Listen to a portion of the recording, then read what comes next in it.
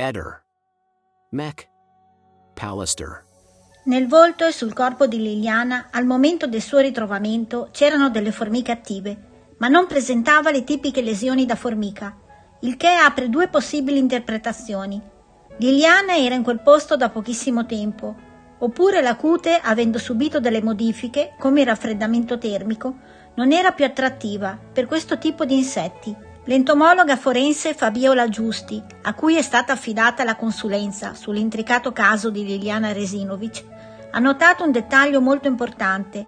Sul cadavere c'erano formiche in movimento, un fatto singolare che non combacia con le conclusioni a cui è arrivata la procura, ovvero che Liliana fosse arrivata nel bosco il giorno stesso della scomparsa per suicidarsi. L'esperta ha spiegato che solo se Liliana si fosse trovata in quel posto da poco tempo, le formiche non avrebbero lasciato lesioni.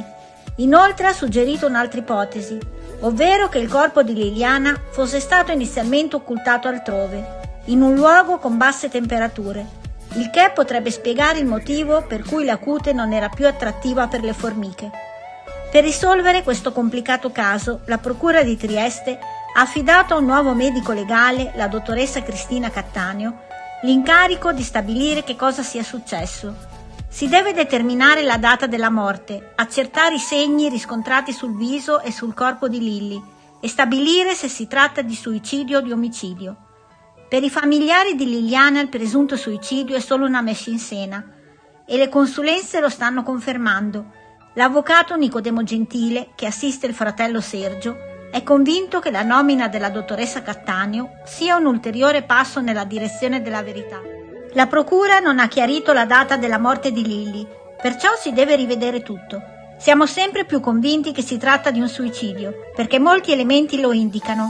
Ad esempio la plastica intatta che avvolgeva il corpo di Lilli, il cordino lasso che non lasciava segni sul collo, il manto vegetale intatto sotto al cadavere e l'assenza di sostanze tossiche ingerite, la presenza di segni sul viso e sul corpo di Lilli, anche se non hanno determinato il decesso, potrebbero suggerire dinamiche diverse rispetto al suicidio, ed è proprio per questo che si rende necessaria un'ulteriore valutazione. Sergio, il fratello di Lilli, si sente fiducioso e ansioso di conoscere le conclusioni della dottoressa Cattaneo, che potrebbe anche decidere per la riesumazione della salma, mossa che troverebbe l'appoggio del fratello di Lilli nella ricerca della verità.